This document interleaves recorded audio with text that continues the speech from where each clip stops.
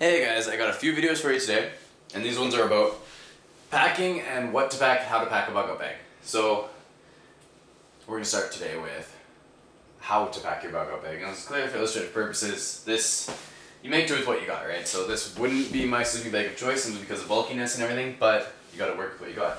So you can get your standard old school hiking backpack. I find they tend to be the best because, strong material, it's not going to rip, it's waterproof, they're resilient, and they've gone through hell, and they're still here.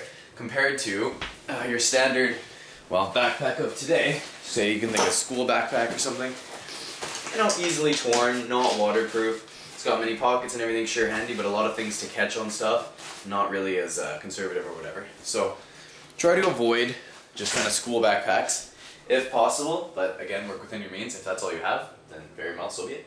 So weight is mainly a huge issue when you're packing a bug-out bag. You're going to want to distribute your weight to the center of your gravity, which is the lower back. So the way you want to pack your bug-out bag, I don't know if you guys can see very clearly here, is with everything heavy at the bottom. Now, I don't have too many heavy things in my bag, simply because, it's not really necessary. But if you think of weight-wise, you'd want to pack things like your clothes, which I got in a water-resilient garbage bag here near the top, and my survival kit, and my first aid kit on the sides near the back, or sides bottom. So they're more distributed, my weight. And, extra things for padding. So, tarps. A really simple bag. I love this, it's fantastic. I just got rid of my big one, which kind of made me sad. But lower things, or heavy things, near the bottom here. These are good. They don't have many pockets, but they're great for everything, heavy duty everything. So, other heavy items. Another survival kit. These are, I'll show you guys in another video what's in these. These are like Nix and Nax containers. Good for multiple uses, including drinking water. So now we got things like survival kit in a can, your daily essentials, things that are easy access to. So you need to brush your teeth, you need to use the bathroom, gum. Gum is absolutely essential. If you're thirsty, no water about, chew gum or suck on a smooth pebble. Either way to keep moisture in your mouth. So these things are in here because they're easily accessible. Now with this kind of bag again, it's not really hard to have easy access simply because they're really well laid out for that kind of thing. Now side pockets, 1, 2. This side pocket's empty because I don't have a lot of stuff in it at the moment. This one, now you're in the middle of the wilderness, it's like suddenly you come across a bear or something. What do you need? Bear mace, always good. Also good for self-defense. I wouldn't advise hitting anyone with bear mace. You would send them to the hospital. But just saying. Now water as well.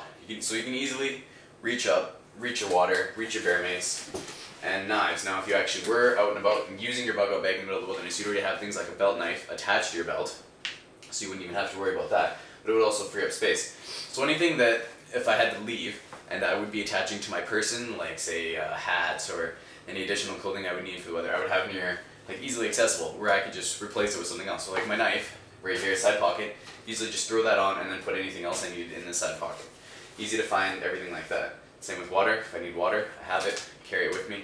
Now I don't have food in my bug-out bag, which is absolutely essential, but I have a book on how to survive in the wilderness, already read cover to cover, but it shows on which plants are edible. I also have a huge, what's edible in North America or edible plants in North America, like encyclopedia, but too heavy to bring. So things like that, you want to bone up a little bit on your knowledge. The way the economy's going, you might just crash, so you might have to learn what the heck's edible in your neighborhood. If you live in suburbia, I feel sorry for your son, but it's always good to learn anyway. Now, that's it. How to pack your bug-out bag. Heavy stuff, light stuff, easily and necessarily accessible things. Self-defense, water, food, things along those lines. As well as whistles. I have a whistle attached here I can reach. It's not exactly the most convenient space, but my bear mace, I'd get to my bear mace first, whistle second.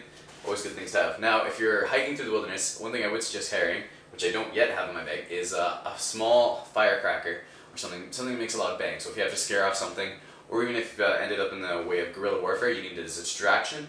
Set up a firecracker, run like hell, and then create a nice little loud pop. Those are always good to have. Gloves, also another essential, because you have to build things, you have to move things. Do you really want to get your hands all cut up and raw? No, because you need your hands, so gloves. Now, waterproof your clothes and any books you bring. Books, I got How to Survive in the Wilderness and a map atlas in here of my province. These are absolutely essential things to have.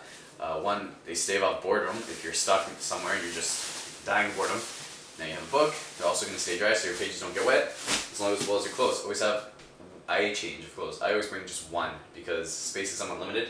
As you can see, it's not exactly the biggest bag, so one change of clothes and hope for the best.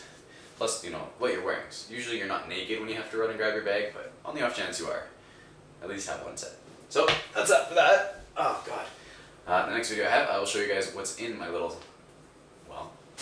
knick-knack boxes and my survival kit. Anything to add? Alright, gosh. Man, I'm getting to be an old man. I'll see you guys in a bit.